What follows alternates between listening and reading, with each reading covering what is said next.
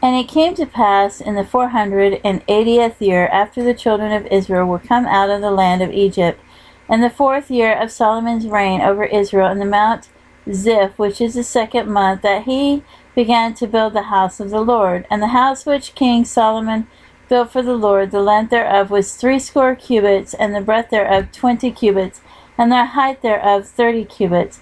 And the porch before the temple of the house, 20 cubits was the length thereof, according to the breadth of the house, and 10 cubits was the breadth thereof before the house.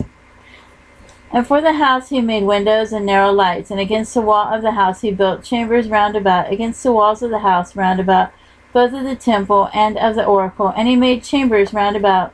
The nethermost chamber was 5 cubits broad, and the middle was 6 cubits broad, and the third was 7 cubits broad. For without in the wall of the house he made narrowed rests round about, and the beams should not be fastened in the walls of the house. And the house, when it was in building, was built of stone, made ready before it was brought thither, so that there was neither hammer nor axe nor any tool of iron heard in the house while it was in building. The door of the middle chamber was in the right side of the house, and they went up with winding stairs into the middle chamber, and out of the middle into the third. So he built the house, and finished it, and covered the house with beams and boards of cedar.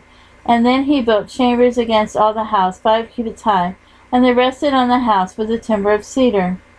And the word of the Lord came to Solomon, saying, Concerning this house which thou art in building, if thou wilt walk in my statutes, and execute my judgments, and keep all my commandments, to walk in them, then will I perform my word with thee, which I spake unto David thy father. And I will dwell among the children of Israel, and will not forsake my people Israel. So Solomon built the house and finished it, and he built the walls of the house within the boards of the cedar, both the floor of the house and the walls of the ceiling, and he covered them on the inside with wood, and covered the floor of the house with planks of fir. And he built 20 cubits on the side of the house, both the floor and the walls, with boards of cedar. He even built them for it within, even for the oracle, even for the most holy place. And the house that is the temple before it was 40 cubits long.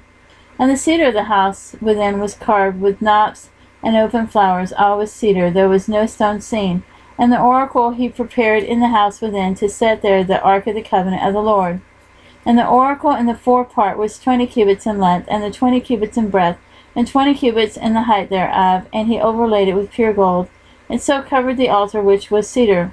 So Solomon overlaid the house within with pure gold, and he made a partition by the chains of gold before the oracle, and he overlaid it with gold.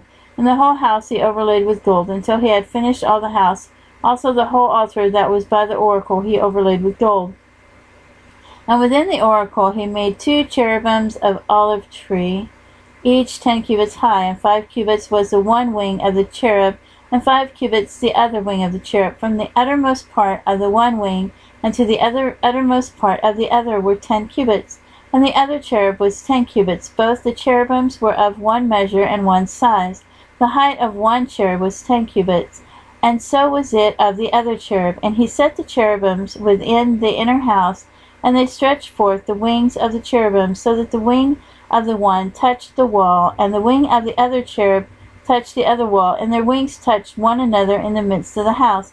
And he overlaid the cherubims with gold, and he carved all the walls of the house round about with carved figures of cherubims and palm trees and open flowers within and without. And the floor of the house he overlaid with gold within and without. And for the entering of the oracle he made doors of olive tree. The lintel and side posts were a 5th part of the wall. The 2 doors also were of olive tree, and he carved upon them carvings of cherubims and palm trees and open flowers, and overlaid them with gold, and spread gold upon the cherubims and upon the palm trees. So also made he for the door of the temple posts of olive tree, a 4th part of the wall, and the 2 doors were of fir tree. The 2 leaves of the one door were folding, and the 2 leaves of the other door were folding. And he carved thereon cherubims and palm trees and open flowers, and covered them with gold fitted upon the carved work. And he built the inner court with 3 rows of hewed stones, and a row of cedar beams. In the 4th year was the foundation of the house of the Lord laid in the month of Ziph. And in the 11th year, in the month Bul, which is the 8th month, was the house finished throughout all the parts thereof, and according to all the fashion of it, so was he 7 years in building it.